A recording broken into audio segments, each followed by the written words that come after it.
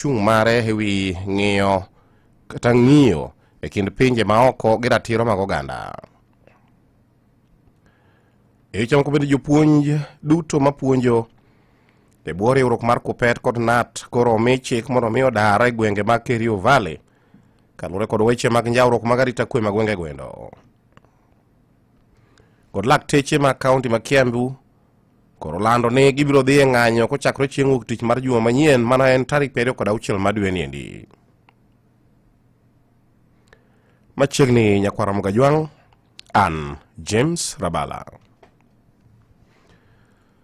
Jatend duond bura mar Wiper Stephen Kalonzo Musyoka oseo mokalo jatend migawo mar weche mag pinje maoko Musalia Mudavadi ka oluwore kod chung' mare e wi ng'iyo e kind pinje maoko gi ratiro mag oganda. Magi biro bang' Mudavadi siro lwedo dhok manyiche ne ogol kod jatend piny Tanzania Samia Suluhu Hassan mene Samia okwere oganda ma piny Kenya ni kik tem donjruok e weche ma piny Tanzania mano chieng' mane obila ma piny Tanzania ne omako e jakedo ne ratich oganda Boniface Mwangi. Ni rafiki yangu huyo Musalia alijiingiza kwa mambo hawezani. The world has become a village when it comes to human rights. Human rights are universal, universality of human rights, whether you are in Burundi, in Kenya, in Tanzania, wherever, and then your own basic human rights are graced upon. The international community will always come to your help. Kwa hiyo nashukuru kwamba alimwachilia kijana Boniface Mwangi. Musalia anaposema msijiingiza mambo mengine haelewi, tumwombee Musalia. Kalonzo wacho ni sir ma Mudavadi siro godo weche mag sulugo endo okoluwore kata matin kod dwaro mag piny Kenya. We want to ask Mheshimiwa Suluhu to reconsider this whole thing. Akiona wa Kenya asione kama ni maadui. Kwanza watu wameoana huko ndani wa Tanzania, wa Kenya. Kwa hivyo namuuliza kwa heshima ahakikishe kwamba uhusiano wa Afrika Mashariki unaonekana kidhati, kwamba kila mtu anampa mwingine heshima yake. Lile ambalo hatuwezi kuingilia ni kuja kupigia debe Chadema wachague rais wao na kule kuna CCM. Mimi over time I've always supported CCM, lakini siendi huko ndani. Lakini when Kenyans are arrested, then it is a responsibility of every nation. Weche moko bende mapogore kod mano en jalup jatend piny Kenya machon Rigathi Gachagua biro sidha yanga duond buche manyien ma iluongo ni Democracy for Citizens Party kata DCP tarik 3 mar dwe manyien e alap ma Kasarani e kaunti ma Nairobi kaendi. Magi noyang kod jagoro mar duond burano endo Hezron Obaga e oboke mane ondiko ne jogo matayo alabno endo ka gikwayo gi thuolo mar biro timo nyasi no endo kanyo endo odiechieng' no endo. Oboke ne oyango ni chenro no endo biro timore ka ochakore saa 2 mar okinyi nyaka saa 11 mar odhiambo. Kata kamano telo matayo alabno endo dwaro ni duond burano endo obiro migi omenda maromo shillings milion 3.7 eka yienegi bago nyasi no endo kanyo. DCP, I'm a truthful man and an honest man. I keep my word and my promises. I detest lies, and that is why I disagreed with the liar number 1. Jopuonj duto ma puonjo e bwo riwruok mar KUPPET kod KNUT koro omi chik mondo omi odar e gwenge mag Kerio Valley kaluwore kod wach njawruok mar arita kwe mag gwenge gwendo. Kane otelne kod jagoro mar KUPPET Paul Biwott kod jagoro mar KNUT John Cheberi, jopuonj gwendo oramo ni gibi dok kendo puonjo e gwenge mag Kerio Valley kuno manyaka chop chieng' ma kwe obiro obedo e gwenge gwendo. Maendi koro ne biro bang' kanyocha ne olor skunda sekondari mong'ere kaka Tot High School. Apoya nono kaluwore kod rumbi mar luoro kod achiedh nade mapek masani okwako gwenge gwendo mokel gi wach nek mar jadolo mar jokopere Father Alois Cheruiyot Bet manyiche nochiel gi magina gi jomoko ng'e. Lakteche ma kaunti ma Kiambu koro olando ni gibiro dhi e ng'anyo kochakore chieng' wuok tich mar juma manyien ma en tarik 26 mar dwe ni endi. Lakteche go endo wacho ni piny owacho mar kaunti ma Kiambu no endo otamore loyo sida ma gikale kata dagi bedo kodgi piny mondo mi gibed kod lalruok e wi wach midhiero ma gikale gwendo. E twak mane ogol kod jagoro maduong' mar riwruok margi mar Kenya Medical Practitioners Pharmacists and Dentists Union, Laktar Daudi Atela, riwruogno endo ne oseo piny owacho mar kaunti ma Kiambu nendo kuom rem chopo dwachgi goendo. Lakteche goendo osebedo ka ywak ewi deko ma osachgi deko godo kapok ochulgi, bede lwasi marach mar tich kod piny owacho mar kaunti nendo tamruok chopo dwach winjruok mane gibedo godo gi sirikal mar kaunti ma Kiambu nendo.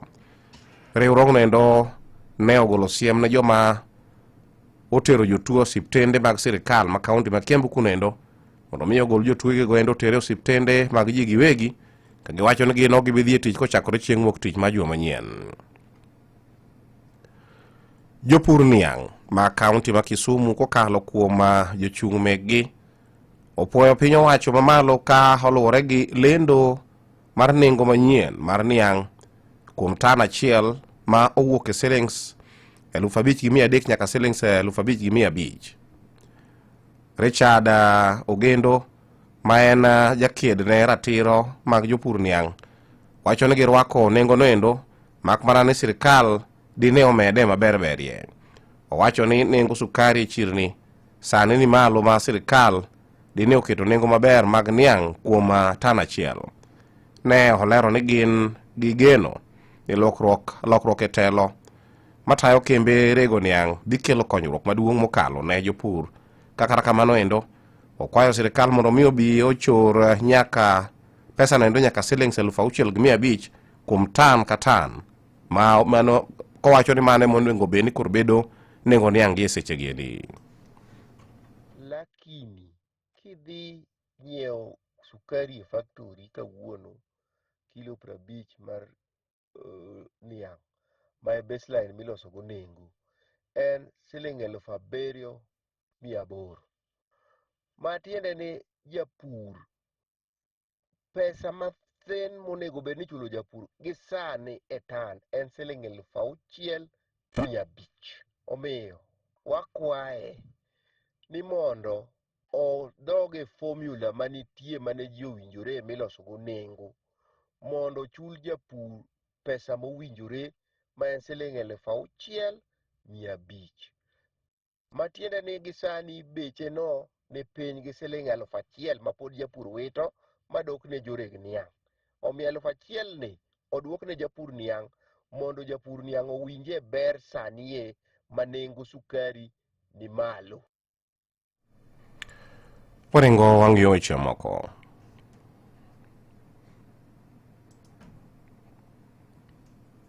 E Radio Ramogi gi James Rabala.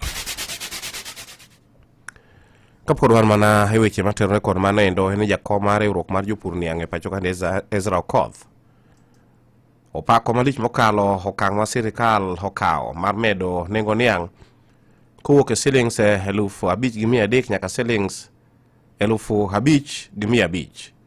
Kowacho ni mano en gino okang' maber mabiro miyo jopur bedo kod mijing'o kata jiwo jopur mondo miyo bed gi mijing'o e dhi nyime kod chenro meki mag puro niang' endo. Okoth wacho ni kata kamano endo gidwaro mar mondo mi nengo no endo pod med dhi malo kendo kal kanyo kaluwore kod nengo mag gik madwarore e weche mag pur mag niang' no endo ma bende sani koro dhi malo ahinya e factories ma ing'iewo gie. Kowacho ni kadipo ni nengo niang' bende inyalo ter malo e ka jopur bende koro nyalo bedo kod keyo mabup kaachiel bende kod yudo omenda madwarore manyalo konyogi bero ngima margi. Ne okwayo jopur niang' mondo mi oket maino margi e weche mag pur niang' goendo mar neno ni giyudo ber koa kuom tiji ma gitimo no endo. Jakom federation no endo kata riwruok no endo bende ne okwayo piny owacho mondo mi omiye jopur gigo madwarore e weche mag pur mag niang' kaka fertilizer kaachiel bende kod miyogi kothe mabeyo manyalo nyak piyo kendo golo niang' man gi ndhadhu madwarore.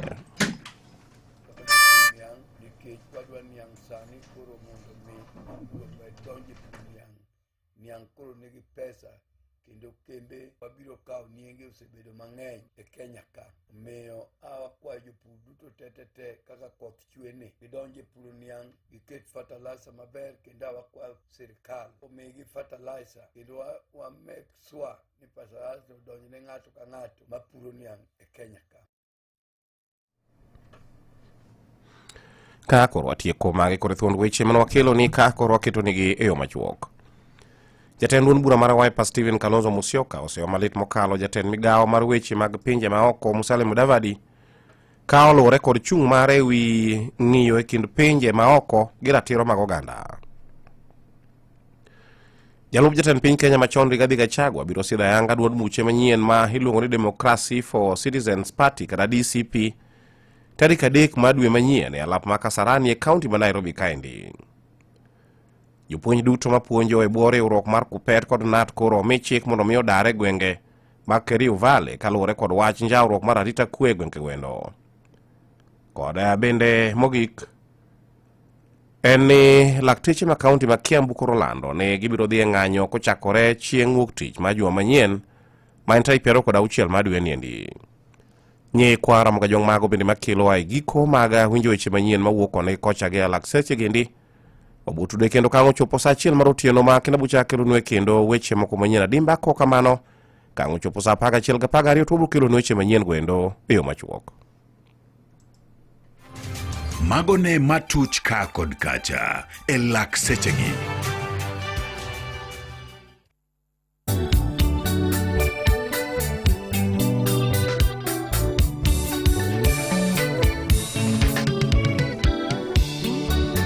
Eli, little depressed, Salimia Edu, Umondi Onyango, Umosh, Bugenya Pacho, Kula Rumba, Oreng Mudu Yoma, Jakatwenga,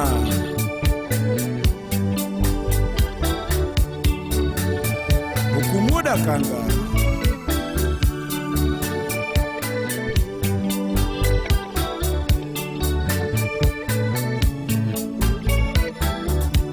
Ken Wudawasi, Jaboda,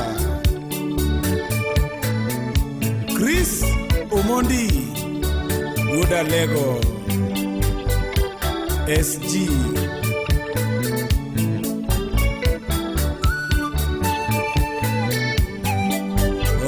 Spoiler, Gunya Seme,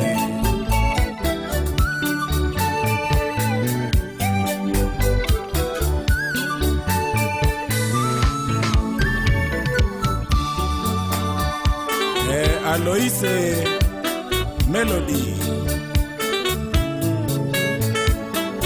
Woodala,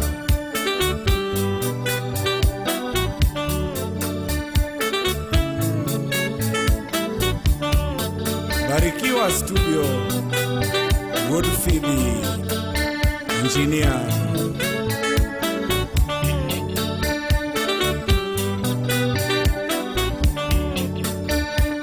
Shika Mama, Shika Baba.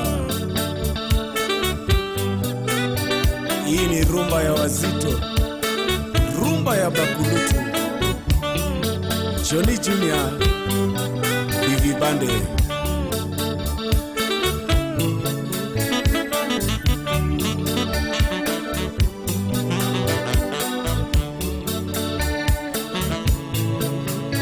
Nairobi City, Mombasa Pwani, Kisumu City, Siaya Kababa.